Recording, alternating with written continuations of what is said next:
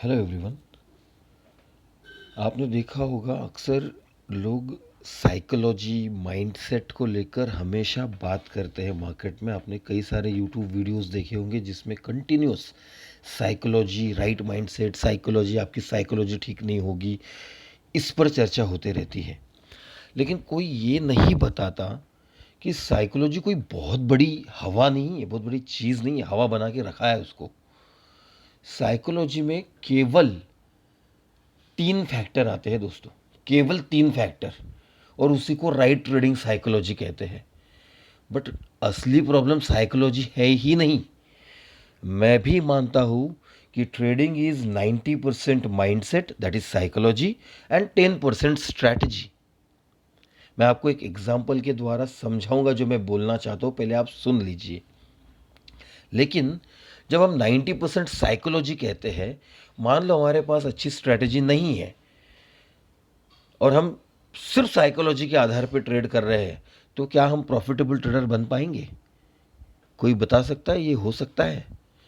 लेकिन अब मैं ये जो समझाने जा रहा हूँ इसको ठीक से समझने की कोशिश करना। मैं एक बहुत अच्छा एग्जाम्पल दूंगा और बाद में शायद आपको इस चीज़ का समझ आ जाएगा। लेकिन सबसे पहले मैंने कहा कि 3 चीज़ें इंक्लूड होती है साइकोलॉजी में। What is trading psychology? इसमें जो 3 चीज़ें इंक्लूड होती है वो है, पहला, फिक्स योर स्टॉप लॉस।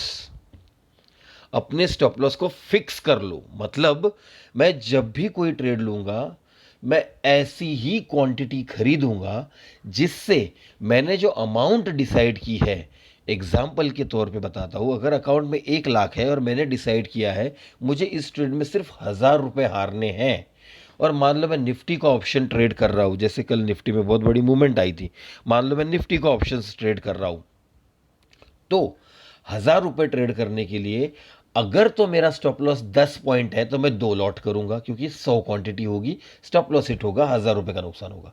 मेरा अगर 20 पॉइंट का स्टॉप लॉस है तो मैं 50 क्वांटिटी ट्रेड करूंगा, क्योंकि 20 पॉइंट के स्टॉप लॉस पे 1 लॉट पर 1000 रुपये का नुकसान होगा। मेरा अगर 5 ही पॉइंट का स्टॉप लॉस है तो मैं 200 क्वांटिटी ट्रेड करूंगा। That's it. ये है पहला rule, fix your stop loss. Her trade का इक्वल स्टॉप लॉस हो। तो ग्रो कैसे होगा? ग्रो सिंपल है। आप 1 लाख से शुरुआत कर रहे हो, प्रॉफिट कर करके अगर आप उसको 2 लाख पर पहुंचा दिया, या लॉस कर करके आपने उसको 50,000 पे पहुंचा दिया, तो 50,000 पे पहुंचने पर अब आपका रिस्क 500 रुपये होना चाहिए पर ट्रेड, 1% ऑफ द कैपिटल अगर आपका रूल है तो। और ऊपर अगर 2 लाख होता है तो फिर 2,000 होना चाहिए पर ट्रेड। सिंपल। ये हो गया स्टॉप लॉस का पहला रूल। अब सॉरी, साइकोलॉजी का पहला रूल। राइट साइकोलॉजी का दूसरा रूल क्या है? जैसे स्टॉप लॉस फिक्स किया वैसे टारगेट भी फिक्स होना चाहिए। आपका माइंड एंट्री के बाद कोई भी किसी भी किस्म के कैंडल को ना डरना चाहिए ना एक्साइट होना चाहिए। सिंपल। क्योंकि अगर आपका स्टॉप लॉस आ गया है तो भी आपने तो पहले से डिसाइड किया था, और अगर आपका टारगेट आ रहा है ये भी तो आपको पहले से ही पता था कि मेरा 1 रुपए के स्टॉप लॉस के सामने 3 रुपए का टारगेट लेने का मूड है, मैं हर ट्रेड में 3 रुपए लेना चाहता हूं। तो फिक्स योर टारगेट, मतलब बीच में कहीं पर भी एग्जिट नहीं करना। एक तो पूरा स्टॉप लॉस देना है या तो पूरा टारगेट लेना है, एज सिंपल एज दैट। लेकिन सबसे इंपॉर्टेंट आता है तीसरा फैक्टर। तीसरा फैक्टर कहता है, entry only if, entry only if your setup formed. मतलब अगर आपका सेटअप बना है, हर एक रूल सेटिस्फाई हुआ है आपके सेटअप का, तो ही एंट्री करो, अन्यथा एंट्री मत करो। फिर से बताता हूं एक अदर लैंग्वेज में, 6 घंटे में अगर आपके स्ट्रेटेजी पे 2 सेटअप आ रहे हैं तो आज के दिन में आपके 2 ही ट्रेड होने चाहिए। भले ही उसका स्टॉप लॉस हिट हो या उसका टारगेट हिट हो, मैटर नहीं करता। क्यों मैटर नहीं करता? क्योंकि दो दो ट्रेड से आपकी हजारों trade back tested strategy fail नहीं होती। जब आप 100 ट्रेड कर लोगे तो आपको पता चलेगा वो तो पहले 2 ट्रेड फेल हुए थे। वैसे मेरे 100 में से 60-55 सही गए हैं, और हर ट्रेड में मैंने 1:3 मूवमेंट लिया है। तो लॉस करने वालों ने मेरे जो 45 रॉन्ग हुए 45 रुपये लेकर गए हैं, और जो 3 राइट हुए वो 135 रुपये देकर गए हैं। Simple simple mathematics. मतलब राइट साइकोलॉजी के केवल 3 रूल है। एक, स्टॉप लॉस फिक्स होना चाहिए। 2, टारगेट भी उसी के रेशो में अपने फेवर में, मतलब बड़ा रिस्क रिवॉर्ड फिक्स होना चाहिए। उसके पहले कोई भी बीच में आपका इमोशंस नहीं आना चाहिए। और तीसरा, फोमो में, रिवेंज में कभी भी आपकी किसी भी ट्रेड में एंट्री नहीं होनी चाहिए। सिर्फ सेटअप और सेटअप पे ही एंट्री होनी चाहिए। ये 3 रूल हो गए। लेकिन इसमें चैलेंजिंग क्या है फिर? अगर राइट ट्रेडिंग साइकोलॉजी इतनी छोटी सी है तो इतनी मार क्यों खा रहे हैं लोग, इमोशंस क्यों बीच में आ रहे हैं? क्योंकि ये जो तीसरा फैक्टर है ना, मैंने कहा सबसे इंपॉर्टेंट फैक्टर है, यही सब लोगों की मैक्सिमम गलती हो रही है। गलती क्या है? ध्यान से समझिए। क्या कहा गया है? तभी एंट्री करनी है जब आपके सेटअप के सारे रूल फॉर्म हो जाए। लेकिन जब आप यूट्यूब के वीडियोस खोलकर देखोगे ना, लोग क्या बात कर रहे हैं? इस मूव की साइकोलॉजी समझो, इस मूव की मुझे हर मूव की साइकोलॉजी समझा समझा कर हर मूव को प्रेडिक्ट करना सिखा दिया। लेकिन मेरा सेटअप तो स्ट्रांग मूव्स पर बना हुआ है, मेरा सेटअप तो कप एंड हैंडल है, मेरा सेटअप तो डब्ल्यू है या एम है। लेकिन मैं अगर हर मूव में एम और डब्ल्यू ढूंढूंगा तो क्या प्रॉब्लम होगी? ये चार्ट पर देखो, आपको मैं बताता हूं। मान लो अगर आपका सेटअप इस बड़े कैंडल के आधार पर बना हुआ है, तो अगर आप इन मूव्स में भी उस सेटअप को ढूंढ रहे हो तो आप तो साइकोलॉजिकली डैमेज्ड हो। क्यों डैमेज्ड हो?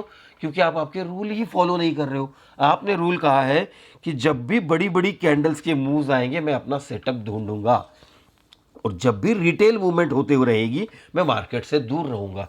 लेकिन अभी आजकल के यूट्यूबर क्या कर रहे हैं? आपको इन सारे मूव्स की साइकोलॉजी समझाने पर तुले हैं।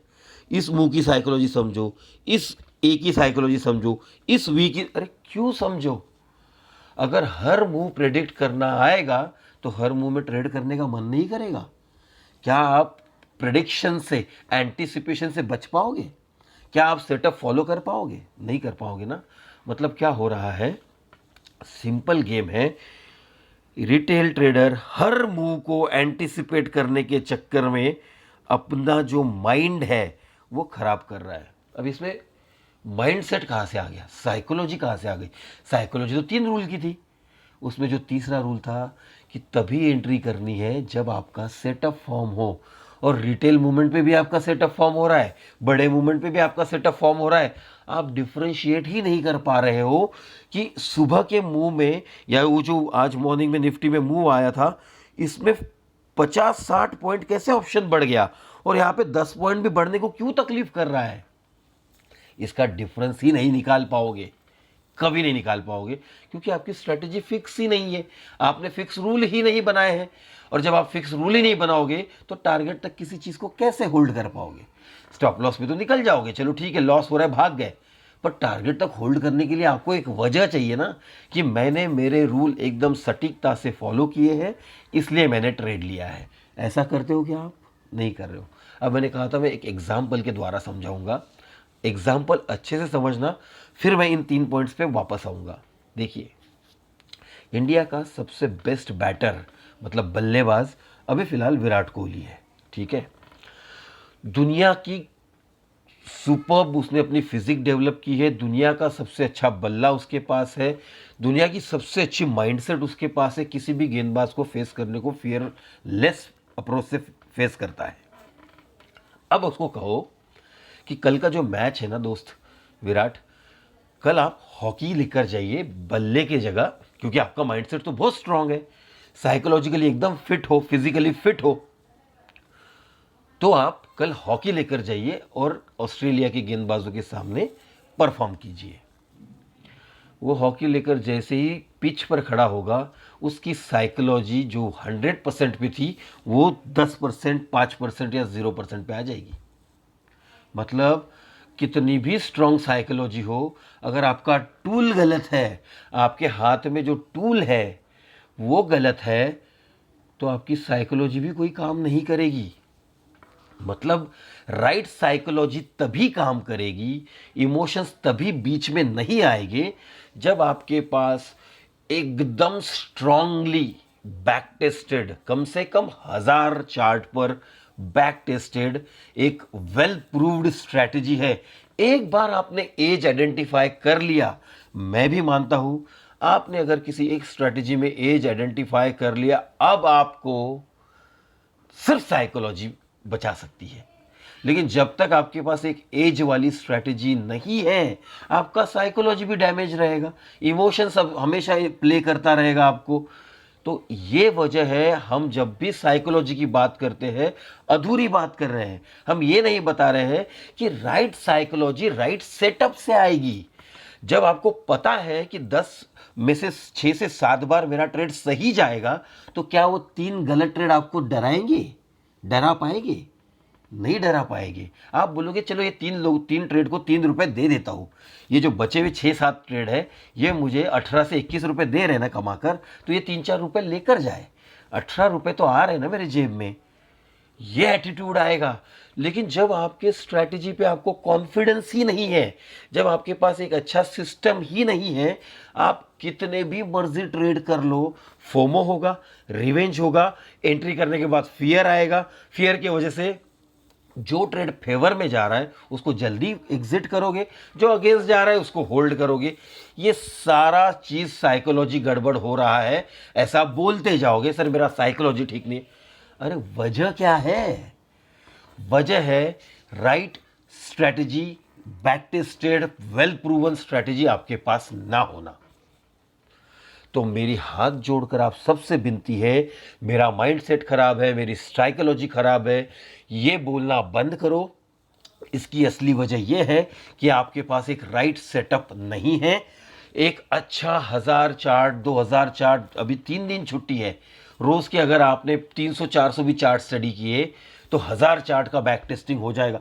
और कोई एक सिस्टम पकड़ो, कोई एक सिस्टम पे रूल बनाओ कि सर मैं जब भी डब्ल्यू आता है तो मुझे बहुत अच्छा कॉन्फिडेंस आता है, तो उस डब्ल्यू में वो डब्ल्यू वाला पहला लेग कैसा होना चाहिए, डब्ल्यू वाला दूसरा लेग कैसा होता है, डब्ल्यू वाला तीसरा लेग कैसी शुरुआत होनी चाहिए जहां मुझे एंट्री करनी है, ये सारा अपने आप को सिखा दो। क्योंकि हर डब्ल्यू नहीं चलता, तो डब्ल्यू में भी आपको कुछ स्पेसिफिकेशन ढूंढने पड़ेंगे ना। तो अब ये रिटेल मूवमेंट में कितने सारे डब्ल्यू हो गए, वो चलेंगे क्या? ये रिटेल मूवमेंट में कितने, तो आपको पहले रूल बनाने पड़ेंगे ना कि मैं मेरे डब्ल्यू का जो पहला लेग आएगा तो वो लेग जब ऐसा होगा तो मैं डब्ल्यू का कंसिडरेशन करूंगा, मेरे एम का पहला लेग ऐसा होगा तो मैं मेरे एम का कंसिडरेशन करूंगा। हाथ जोड़कर विनती है दोस्तों, साइकोलॉजी खराब है, साइकोलॉजी खराब, वो क्यों खराब है इस पर फोकस करो। और साइकोलॉजी खराब होने का 99% लोगों का जो रीजन जो आइडेंटिफाई किया गया है वो है एक well back tested confident system ना होना। क्योंकि जब कॉन्फिडेंट सिस्टम नहीं है तो एंट्री के बाद premature exit, early exit, fearful exit, डर के भाग जाना, ये कॉमन ट्रेड्स पाए गए हैं।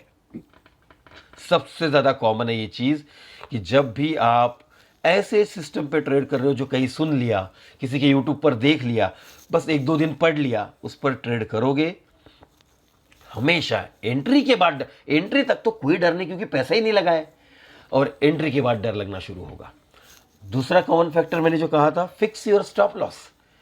फिक्स योर स्टॉप लॉस का मतलब ये हुआ कि 50,000 अकाउंट में है, पूरे 50,000 का ऑप्शन बाय कर लिया, भाई शक्तिमान भी डर जाएगा क्योंकि ऑप्शन 0 होता है और ये आप एक्सपायरी के दिन कर रहे हो। अगर आपने 50,000 का ट्रेड ले लिया और एक स्पाइक आपके अगेंस्ट आ गया और ऑप्शन 0 हो गया, साथ में आप ओटीएम बाय करते हो तो फेवर में जाते समय तो छोटा सा मुंह आता है, लेकिन जैसे ही रेड कैंडल बनती है पूरी मुंह एनगल्फ हो जाती है।